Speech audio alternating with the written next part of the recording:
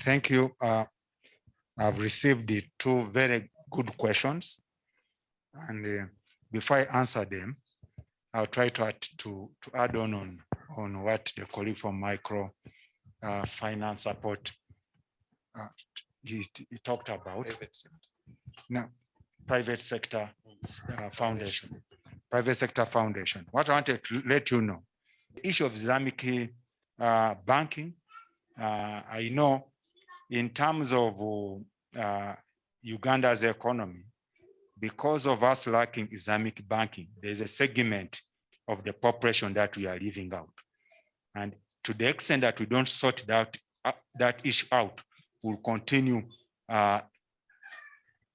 leaving a certain section of people behind. Leaving people like me behind. Yeah, not only including me, probably. I wouldn't want to say that, but the majority of people, those youth who aspire to the Islamic faith, who understand Islamic faith, normally fail to go to this. And because of that, within the government, we have Emyoga, we have a lot of resources in micro finance support center, and they are not able to go for those resources. Now, because of that, we are leaving a certain section of people behind. So within the government, there are those conversations to make sure we bring Islamic banking soon. What is failing this is there is some little thing that is failing. To be more specific, the banking supervision in the Bank of Uganda requires a certain committee. And that committee, for you to be part of that committee, you must have two qualifications. One qualification, you must be qualified in Islamic finance, Sharia law, it's Islamic finance. Second is you must have the experience. Now, the challenge that we are having in Uganda is majority of Ugandans who have the experience are not working in Uganda, then work in Malaysia. And to that extent, the ones who understand that very well, we have so many people are qualified with PhDs and they are very good in this area. The challenge is that they haven't worked in those banks specifically in that same area for some time, because Uganda doesn't. Like my student here, Issa is very good in finance, but they'll ask him, where did you work in Islamic banking? And you'll find that because you don't have it, it's a catch-22. So the conversations going on is how do we relax that and be able to accommodate to make sure that we have this Islamic banking going on. I also know there are conversations going on trying to make sure that if this cannot happen, maybe the law relaxes this and we have another way around that. But it's my prayer, and we'll continue pushing to make sure that Islamic banking system comes to fruit in Uganda in order to take care of that marginalized section of the population. Now, how does microfinance fit into this? There's a big challenge even in microfinance. I know within microfinance, Islamic Development Bank has given it money, but on condition that it has to be used under Islamic laws, no riba, under Islamic finance. Now, I know they are currently trying to grapple to come up with a framework and recruit the right people to make sure that they start using microfinance in the right way. And as I told you, one of the problems I face is how to sort out these areas, marginalized part of the country. And true, if we don't sort out this in terms of having Islamic finance, there will be people who will be leaving behind. So there are several things happening now in the government. Let us work together. As when you start hearing about this, I know there is also an Islamic circle coming out called the Jazzy Circle. I support that circle, and we are trying to have conversations of pushing that to the next direction. Hopefully it will come to fruition. Thank you very much. Maybe I can add on what my professor has talked about in terms of Islamic finance. Having been in finance, really, and being a Muslim, I have a lot of interest in Islamic finance. Now, there is a myth among Muslims to think that when Islamic banking comes, they'll get cheap money. There's that myth. It's a myth. Islamic banking is more of a religious thing in terms of not being cheated. What we call cheating. Islamic banking, people think, maybe I can give an analysis. It prohibits interest, but it does not prohibit profitability. By the way, in some scenarios, when you read about Islamic banking, at some gestures, it is more expensive than interest-bearing, the conventional banking, but it is done because of Islam, that we prohibit riba. So people think that it's because it will be cheap. Number one, why, to add on what the professor said, is that you cannot combine riba, halal with haram. So when banks are running Islamic banking, the balance sheet of Islamic banking has to be separate from conventional banking. That's one of the things that I'm scared about. That do we have the liquidity to run that? I know why Tropical at one point had to, because even conventionally, it finds itself a little bit, for lack of word, liquidity-wise, it becomes a problem. So do we have that? Are we ready? Okay, if everything is ticked, are we ready? Now, there is something he has talked about. We can form our own Islamic banking if we want.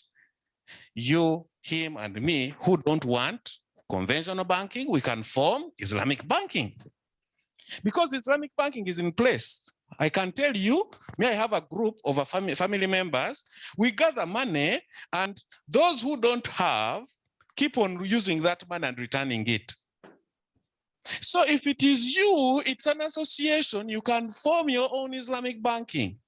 I told you that if you have a pool of money, you can base it on the bank, are we together, to help you with analysis of seeing, because you don't have the credit knowledge, you can have that money, use it as surety to the bank that don't charge us riba. There is money there. In case somebody defaults, you can take off from that, but don't charge us. So the bank will help you to go and see credit risk analysis. He will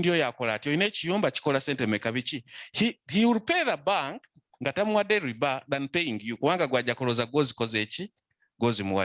So we can start now. And we have a key person, Haj Karim. He's the mobilizer, he's a chief mobilizer. You have him in the house.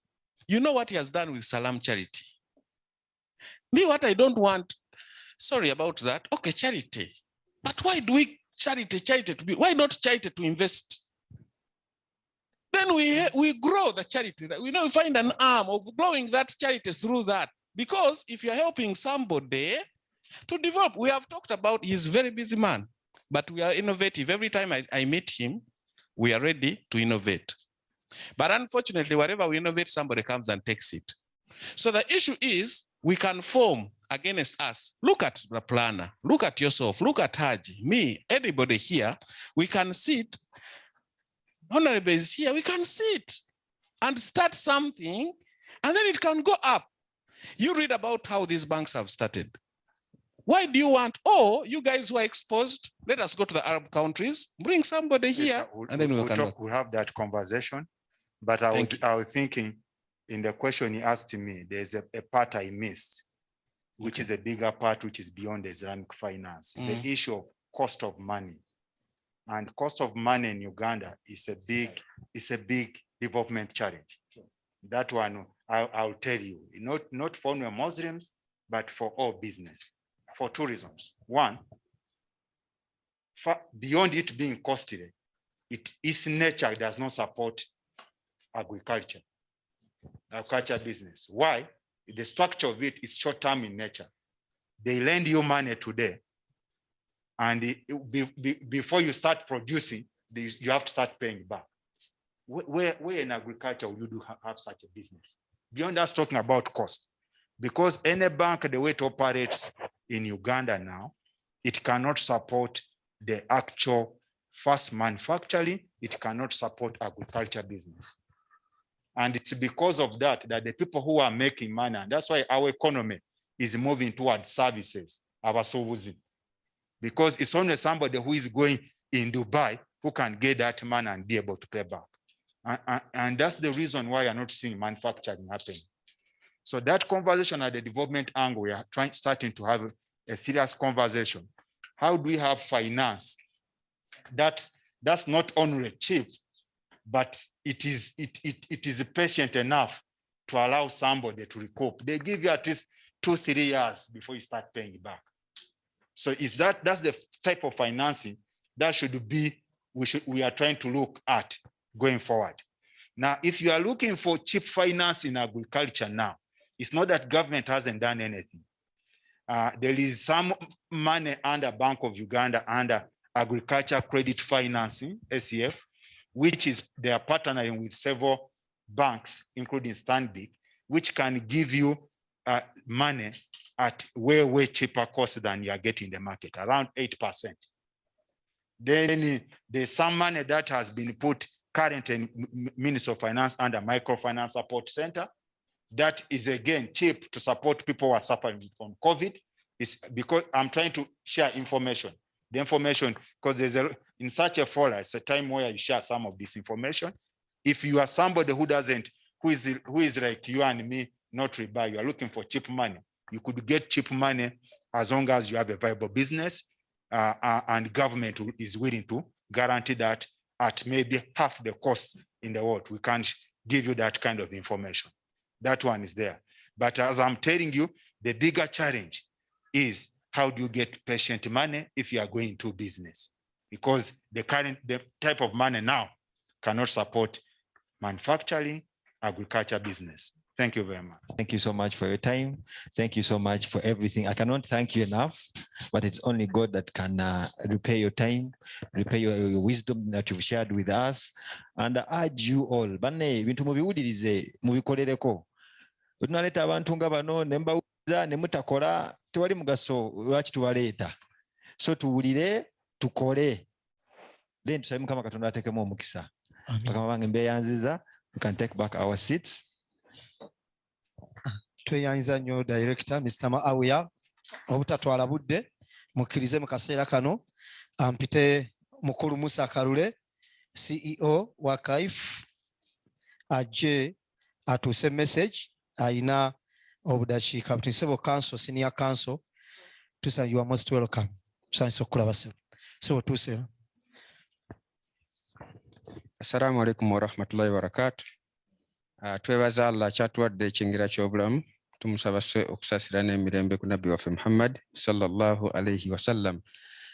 Okusinziira ku budde essaawa zino twandibadde tugenda. Ngenda basaba mukkirize sigenda kukola speech yange nga bwe nabadde nkitegese, wabula ngenda kuyita ba staff bonna be tulina mulabe abantu ekintu engeri gye kigenda kikkula tuyinza okufuna abatwekiikamu ne bajjanga aba KALF gye muli. Ngenda kusaba buli staff wa KALF ajje maaso wano.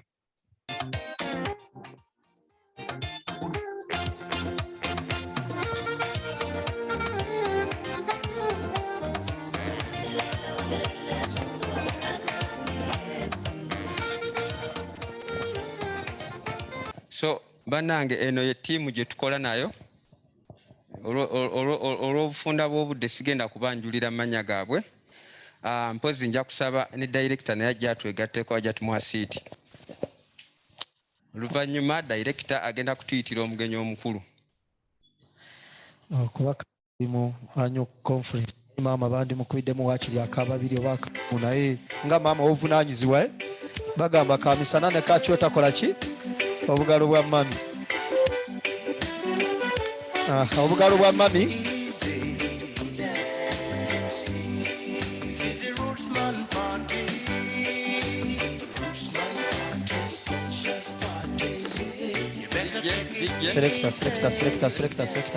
selector level.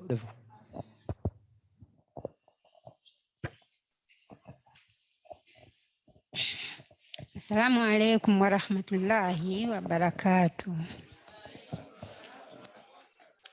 Bannange tuli basanyufu nnyo oba ndi musanyufu nnyo mwebale kujja tweyanzeege na byonna ebyogeddwa ne bannaffe abaana bange be tukola nabo simanyi emirimu mwebale nnyo mwebalire ddala. Nsaba Allah ow'ekitiibwa abasasulemu ekisinga obulungi.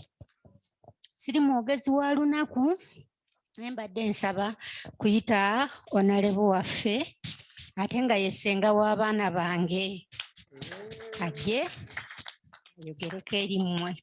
Assalamu alaikum warahmatullahi wabarakatuh.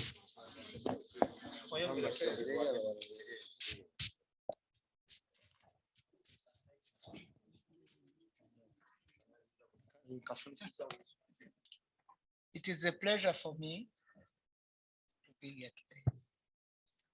Our guests, the panelists, the managing director, resident director, my sister, the partners who are members of the KALF Rabbit Growers Association, the staff, and all of you present here. Assalamu alaikum. I want first of all to thank Allah for the meal I had this afternoon. I'm so full. It was a very good lunch with huge pieces of rapid pie.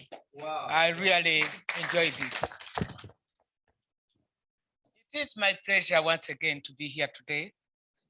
First and foremost, I want to thank the management of KALF RABBITRY for inviting me to be the guest of honor at this annual meeting. But allow me to, first of all, to state my selfish interest in all this. Even today, even yesterday, we are picking urine from the Kapeka farm, from my farm. A few days ago, Mawia was collecting droppings for me to use as fertilizers on my house avocado. And secondly, I've seen Mawia grow up. I've seen my sister here struggle for those children. Hajat, webale kutera obana mubiri. Thank you. Baganda bagamba, mwana mujimu ava ku ngozi. There is a Luganda saying that the success of a child comes from the mother's back. Whatever we are celebrating about Mahia is because of her. Webale kutendeka, ate webale kubera kamera ya 24 hours. You wouldn't be celebrating the achievement we are if she was not there. Wano tukimanyi mu statistics, tuku business ezitandikibwa, very few reach the first birthday. Know that according to statistics, that most of the businesses, Uganda is an entrepreneurial country, but I think those who celebrate the first birthday are less than 5%. But KALF are celebrating their 4th birthday. I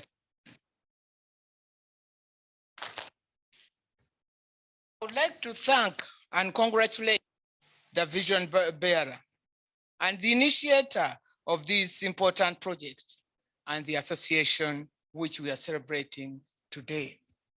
I'm happy to be here with experts, but they have done me justice. They have punctured into everything I wanted to say. This is the problem with having highly learned experts, panelists before you present. But you gave out very good information, and I've had a lot for me to take home as a farmer or as a private entrepreneur in this country. Thank you very much, the panelists, for the information you have given us. It has been a very healthy discussion with very competent people, the director for national planning, the representative of FAO here today, the representative of Equity Bank. Equity Bank here under my signature. Remember, your first license under a lot of opposition. when many local banks were failing. That was the time the Cooperative Bank had failed. Sanyu, there was another one called Sanyu, Greenland Bank, when all of closed. And it was really a struggle for me to convince Bank of Uganda accept the licensing of Equity Bank. But I'm very happy. I remember Naliali, played a very key role. I'm happy that Equity Bank is now paying dividends to the people of Uganda, because it's only Equity Bank and I think Centenary Bank which address the needs of the lowest person. Please continue. National Planning Authority, we are going to be together starting Monday, 8:30. I'm back on the Presidential Advisory Committee on Budget, and I'm on the subcommittee this project forced from. So we are going to have a lot of discussion with Hajasman on this matter. The commercialization of rabbit rearing has been initiated at a time when the country is faced with high unemployment, which we all know about. The high crime rate is all about this. Everybody becoming a border rider is because of alternative employment. Some of the people have even got into the temptation to sell off their productive asset, which is land, to buy border, because they see border as a very lucrative employment. But we have one of the highest unemployment in the world. And at the same time, we have the highest youth population, I think, in the world now. So really, any effort to address unemployment in this country is most welcome. It's a time bomb which has started erupting. We are yet to see more if we don't arrest this problem as quickly as possible. And of course, Ugandans, especially the children, are malnourished.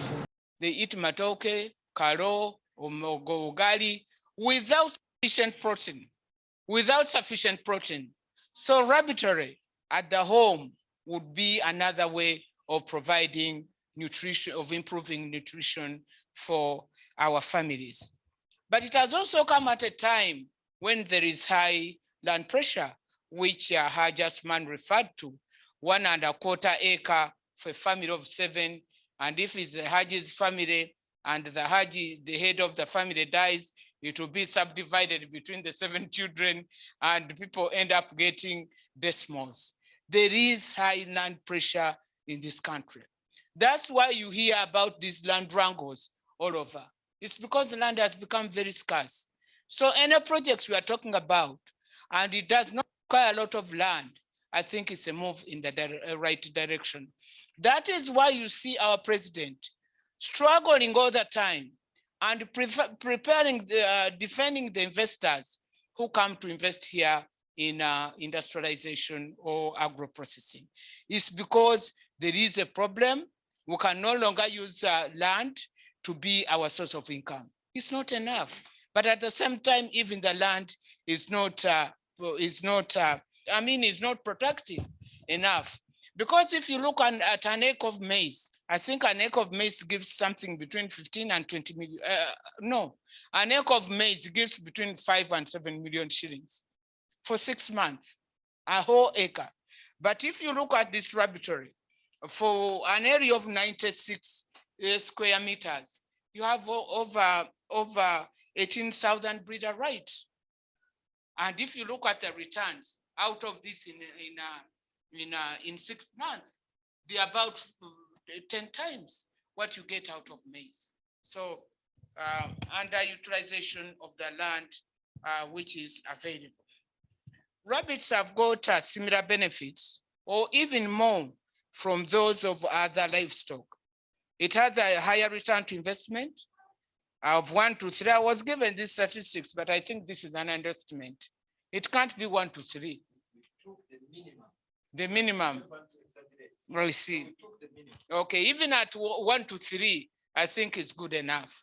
because my fellow economists know that if you invest capital and it gives you 25% return, it's very good as return on capital. It's giving 300% minimum on return on capital. So it's a very good venture. The capacity to conceive the same way they give birth and have a high conversion rate of roughages into fiber, which is required for growth. The Baganda have got saying, if a woman is producing a lot, Baganti azalanga kamyu, because got unprecedented high rates of fertility. People say the Ugandan woman has women, these are international statistics, is one of those who have got the highest fertility rates in the world of 6.5 children per woman. But even then, they don't compete with the rabbits. The rabbits have got their own record. As we have been taught, rabbit meat is white meat with low cholesterol levels.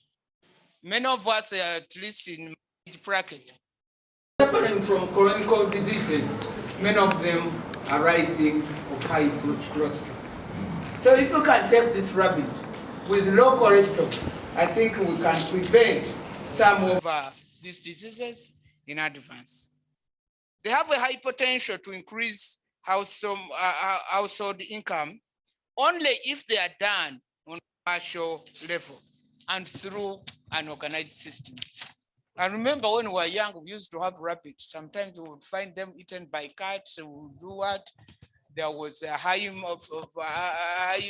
mortality rate because we are not serious about it. They were more or less like pets. So if this rabbitry is to benefit, we need to take it as a business. You know, in the village there, for us who always interact with people who come to ask us for money, you know, politicians are banks for we solve all problems. You ask somebody, you are asking for money. What are you doing? They will tell you, they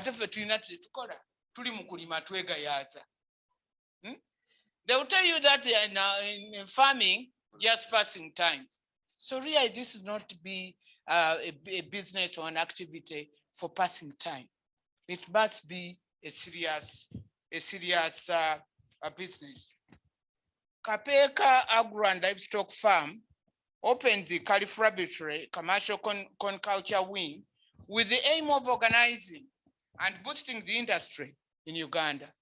I think it's the first time we are having this rabbitry industry coming out in an organized manner. So once again, the credit goes to the vision bearer. It is envisaged that rabbitry industry has potential to be one of the leading contributors to the country's GDP by 2040. I think Asmani, you can confirm this. And it is also in line with the new government policy of agro-industrialization. Because if you sell them livestock, they will not go far. That's what the abattoir, which Mahuya is setting up, that's where it becomes relevant. And that's why we need some kind of arrangement of promoting this abattoir, because we cannot export them livestock. And even here, people are staying in flats. They will know these days they don't have anywhere to slaughter. Even the chicken is slaughtered in the market where you buy it from, or you buy the one from Sekarara, which is already dressed. They call it dressed. So even this one, to dress it, to export it, to transport it to far distances, you need agro-industrialization, which is in line with government policy. I want to congratulate you on the vision through establishing the Rabbitry Rearing and Processing Center of Excellence in Kapeka, which demonstrates modern methods of rapid farming, offers training, veterinary and other extension services, and making rabbit feeds and advising on structure setup, almost the whole value chain. I think this is really very, very important. And I would like to request private sector foundation really to take this model up and give them all the support you can. Minimize on some of your conditions. I know I'm a client there, but sometimes the conditions are too many. There are too many. Their motivation to complete the value chain of can culture from, as I've already stated, it has to be done through the outgrower system. The economist told us, and even I'm surprised I didn't know that my son was an expert on economics. The why fits in well, and you cannot do it alone if you are to succeed. If you are to succeed. I was attending the dwarf for BMK this morning, and I really surprised with the vision he had. His businesses, whether there is a calamity to any member of his family, the businesses are going to continue because they have been properly corporatized. There is a proper system for running his businesses. So even in this one, we need to have an outgrower system. You can't do it alone. You can't do it alone. First of all, you are going to make a lot of mistakes. Secondly, you are going to be exhausted. You are going to run out of resources. And these are the mistakes we make all the time. And that's why our businesses have a high mortality rate. We try to hold on everything without involving other people. Njagala kwebaza ba staff back off. Mwebale, thank you for doing a good job. Naye chikuru mwongeremu amaanyi. Eno ntandikwa tubasubiramu kinene. Mom, we are alone. Ne muganda ange Hajat cannot do much. Nga mwetonkoze eki tembakwatiddeko. Tulina problem with our workers. When you put them in a business, they first want to satisfy their selfish interest. And that's how these businesses collapse. At a business way, kono kobadde okweka tekajja kubaawo. Nako kajja kubanga kokozeeki nga kafudde. KALF's efforts on rapid quality control and provision of market at a predetermined or contract price is a solution to many of the uncertainties and abrupt price fluctuations, which always frustrate the farmers. I've been growing maize, but you grow maize when you don't know, you think that you are going to sell at 600 shillings and you end up selling 300. You can't pay back the loan. They end up selling all part of the land in order to pay off the loan. So really this certainty you are getting with the farmers. Mwabalunzi okubanga mugenda kulunda nga mumanyi omuwendo gwe mugenda okufuna nga mumanyi nti akatale weekali nze ndaba kyamaanyi nnyo era mufubenga bwe musobola business eno mugitwale mu maaso. And secondly, the issue of the market. Somebody talked about it. If you are looking for a market, you know that you don't have enough. But if you have enough, then you need more to sustain the market. So really, mute mujja butunda mweka.